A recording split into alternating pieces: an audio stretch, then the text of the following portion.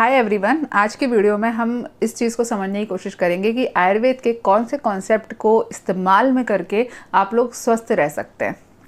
ठीक है, इस बारे में हम बात करेंगे कि आफ्टर ऑल आपको हेल्दी कैसे रहना है, कॉन्सेप्ट क्या है हेल्दी होने का।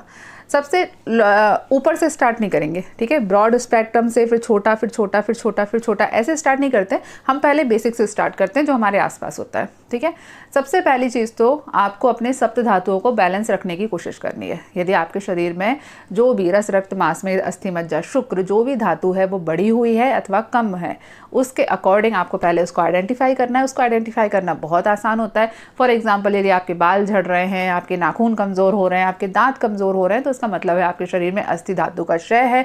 यदि आपके शरीर में एक्स्ट्रा दांत निकल के आ रहे हैं, आपके नाखून टेढ़े मेढ़े हो जा रहे हैं, नाखूनों की ग्रोथ ज़्यादा है लेकिन वो टेढ़े मेढ़े हो रहे हैं, हड्डियाँ टेढ़ी मेढ़ी हो रही है, इसका मतलब अस्थि धातु का वृद्धि है, अस्थि धातु प्रकोपक अवस्था में। ठीक है, ठीक इसी प्रकार से रक्त धातु का, यदि आपको लगता है कि आपके शरीर में गर्मी ज़्यादा है, ब्लड बहुत तेज़ी के साथ में दौड़ रहा है, हार्ट बहुत पालपेट कर रहा है, तो इसका मतलब आपके शरीर में रक्त धातु ज़्यादा बढ़ी हुई है। यदि आपको डलनेस फील हो रही है, ऐसा लग रहा है कि शरीर में जान ही नहीं है, खून ही नहीं है, हाथ के जो लास्ट ऑर्गन रहते हैं बहुत ही सिकुड़े हुए महसूस हो रहे हैं, ब्लड सर्कुलेशन में आपको कमी लग रही है, तो इसका मतलब है रक्त धातु का क्षय है।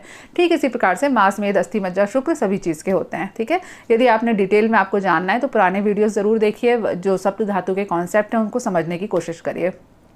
अब आपने रस, रक्त, इन सभी के सप्त धातुओं के वृद्धि और क्षय के लक्षण देख लिए और उसके हिसाब से चिकित्सा हमको करनी है, वो भी हम लास्ट वीडियो में बात कर चुके हैं। ठीक है, यहाँ सबसे पहला कॉन्सेप्ट यही है कि आपको इन चीज़ों पर ध्यान देना है और उसके अकॉर्डिंग चिकित्सा करनी है। लेकिन सप्त धातु सबसे नीचे है, उसके ऊपर सप्त धातु का बॉस है। ठीक है, जो सप्त धातु को रेगुलेट करता है वो है हमारा त्रिदोष सिस्टम, वात, पित्त, कफ। यदि आपके शरीर में वात, पित्त, कफ इन तीनों में से कुछ भी असाम्यावस्था में होगा, अपनी नॉर्मल कंडीशन से डिफरेंट करेगा, तो किसी ना किसी धातु के साथ में ये नुकसान पैदा करेगा। फॉर एग्जाम्पल, यदि आपके शरीर में वात बढ़ेगी, यदि आपका आहार विहार इस प्रकार का है कि आपके शरीर में वात प्रकोप अवस्था में रहती है, वात बढ़ी हुई रहती है, तो आपके शरीर में सातों धातुएं थोड़ी सूखती जाएंगी, सातों धातुओं का क्षय होता जाएगा। ठीक है, यदि वात बढ़ेगी तो, ठीक है, समझ गए, वात बढ़ी है तो सातों धातुओं का क्षय होना ही होना है। वहाँ आप एक एक धातु के हिसाब से ट्रीटमेंट करोगे भी तो इतना फायदा नहीं होगा। वहाँ पर आपको जो मेन कॉज है वात, उसको ठीक करना पड़ेगा। ठीक है, यदि ऐसे ही आपके पित्त के संबंध में समझ लेते हैं, यदि आपके शरीर में पित्त बढ़ा हुआ है, ठीक है, पित्त बढ़ेगा तो कौन कौन सी की दुष्टि करेगा? रस की दुष्टि पित्त से नहीं होती। पित्त यदि बढ़ा हुआ है तभी आपके रक्त को दूषित करेगा, मांस को दूषित करेगा और उसके बाद मेद को दूषित करेगा। रक्त को, मांस को, मेद को, इन तीनों को दूषित करने में पित्त ज़्यादा इंपॉर्टेंट रहता है यदि पित्त बढ़ा हुआ रहे। यदि पित्त कम होगा तो यह रस धातु को दूषित करेगा और लास्ट की जो मज्जा और शुक्र है उनको दूषित करेगा। यानी कि अगर इन धातुओं में सिम्टम आ रहे हैं तो हमें देखना पड़ेगा कौन से दोष के कारण सिम्टम आ रहे हैं। मेन हमारा फोकस फिर वहाँ होना चाहिए। ठीक है, इसलिए आपको अपने वात, पित्त, कफ को बैलेंस रखना ज़रूरी है। ठीक इसी प्रकार से लास्ट में कफ आता है। यदि कफ बढ़ा हुआ है तो इसका मतलब है कि आपके शरीर में रस धातु भी बढ़ी हुई है, आपके शरीर में मेद धातु भी बढ़ी हुई है, आपके शरीर में शुक्र धातु भी बढ़ी हुई है। ठीक है, यदि आपके शरीर में कफ धातु का क्षय है, कफ धातु कम मात्रा में है, तो इसका मतलब आपके शरीर में रस भी कम मात्रा में होगा, आपके शरीर में मांस भी कम मात्रा में होगा, मेद भी कम मात्रा में होगा और शुक्र धातु भी कम मात्रा में होगी। ठीक है, ये सारे आप लोगों को थोड़ा कन्फ्यूजन लग रहा होगा, ज़्यादा अपने दिमाग पे जोर मत दो, जो समझा रही हूँ बस उसको कॉन्सेप्ट को समझने की कोशिश करो। ठीक है, सबसे पहले हमें सप्त धातुओं के ऊपर ध्यान देना है। अगर हमें सप्त धातुओं को हेल्दी रखना है तो उसके ऊपर जो बैठा हुआ बॉस है हमें उसके ऊपर ध्यान देना है। हमें नज़र रखनी है कि हमारे शरीर में वात, पित्त, कफ की क्या कंडीशन चल रही है, कब वात बढ़ा है, कब पित्त बढ़ा है, कब कफ बढ़ा है, उसको हमको रेगुलेट करना है। अब वात, पित्त, कफ के ऊपर भी कोई है जो इनको रेगुलेट करता है, उसको बोलते हैं त्रिदंड, तीन डंडे जिसके ऊपर हमारा शरीर निर्भर है। ये त्रिदंड क्या है ये भी मैं पुराने वीडियोस में आपको बता चुकी हूँ। वो है आहार, निद्रा, अब्रह्मचर्य। ठीक है, आपके वात, पित्त, कफ किससे रेगुलेट होंगे? आपके आहार से, आपकी निद्रा से, आपके अब्रह्मचर्य से। कई लोग बोलते हैं ना कि मैं सेक्सुअल टॉपिक क्यों लेके आती हूँ। सेक्सुअल टॉपिक इम्पॉर्टेंट टॉपिक है, आप कुछ भी कर लो वो इम्पॉर्टेंट है, रहेगा। चाहे आप उसको ठरक बोल लो किसी की, चाहे आप उसको वीडियो वायरल करवाने का तरीका बोल लो, कुछ भी बोल लो, सेक्सुअल एनर्जी बहुत इंपॉर्टेंट एनर्जी है, उसके बारे में बात करना बहुत ज़्यादा ज़रूरी है। ठीक है, तो ये वात पित्त कफ के भी बॉस कौन हो गया, ये त्रिदंड, आहार निद्रा ब्रह्मचर्य। इसलिए बहुत ज़्यादा ज़रूरी है कि हम अपने आहार के ऊपर ध्यान दें।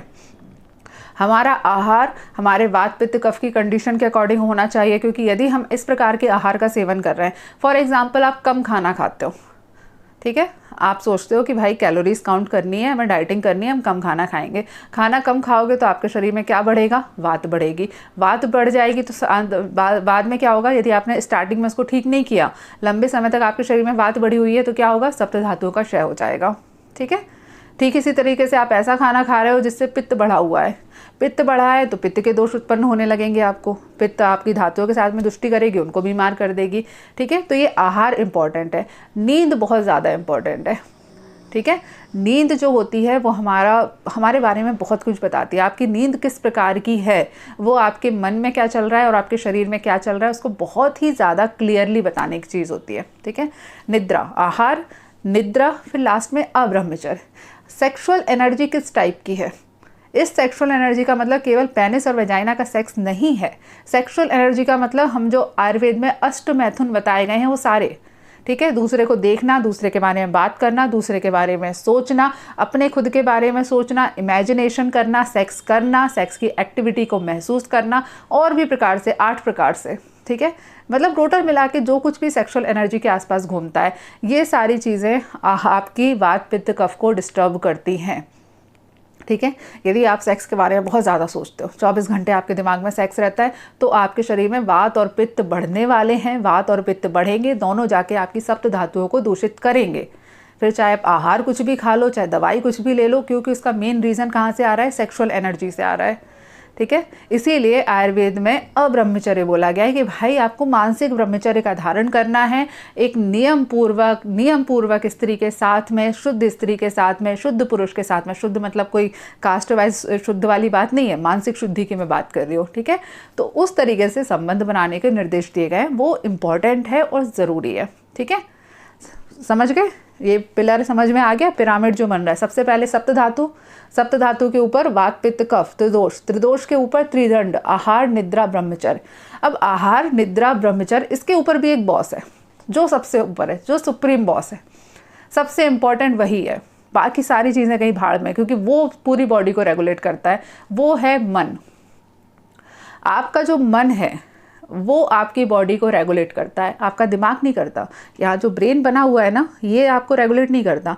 आपका जो मन है अंदर, मन जिसके बारे में एलोपैथी को कुछ नहीं पता, जो इस मामले में कुछ मानते भी नहीं है कि इंसान के मन नामक कोई एक चीज़ होती है इंसान के शरीर में, पर एक मन नामक एक चीज़ होती है। यदि हम आयुर्वेद के पॉइंट ऑफ व्यू से बोलें तो सत्व, रज और तम, ये जो मानसिक दोष होते हैं, जिसमें से सत्व दोष माना नहीं गया क्योंकि वो प्योर होता है, लेकिन जो तम, रज और तम होता है, सॉरी मेरा एसी बंद हो गया, गर्मी लग रही है बहुत। तो ये सत्व, रज और तम, ठीक है, इसमें से सत्व दोष नहीं होता, रज और तम ये आपके शरीर में गड़बड़ होंगे तो आपको कोई ना कोई बीमारी ज़रूर पैदा करेंगे। ठीक है, अब मन कैसे दूषित होता है? मन दूषित होता है जो मन को दूषित पैदा करने वाले विचार हैं। वो विचार कौन से हैं? 6 प्रकार के विचार बोले गए हैं: काम, क्रोध, लोभ, मोह, ईर्ष्या, द्वेष।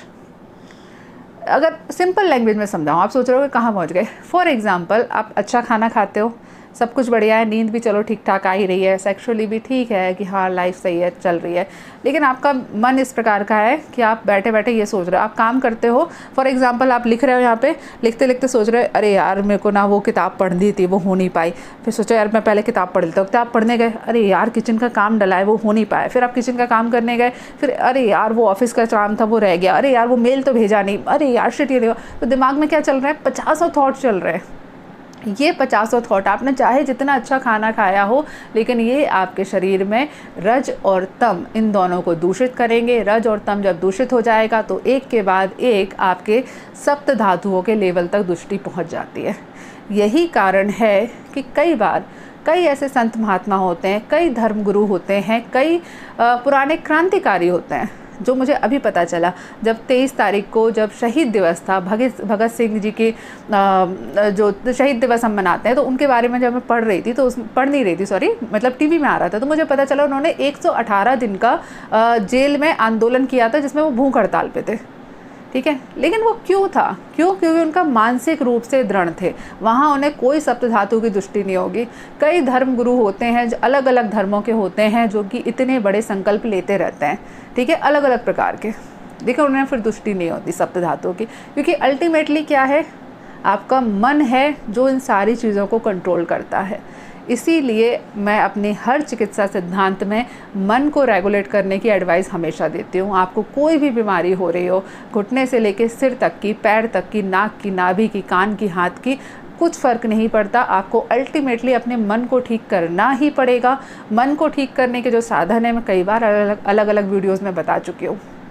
ठीक है, चलिए, आई होप आपको ये वीडियो पसंद आया हो, ये आयुर्वेद का पिरामिड पसंद आया हो, जिससे आपको पता चले कैसे बीमारियां आफ्टर ऑल होती क्यों है।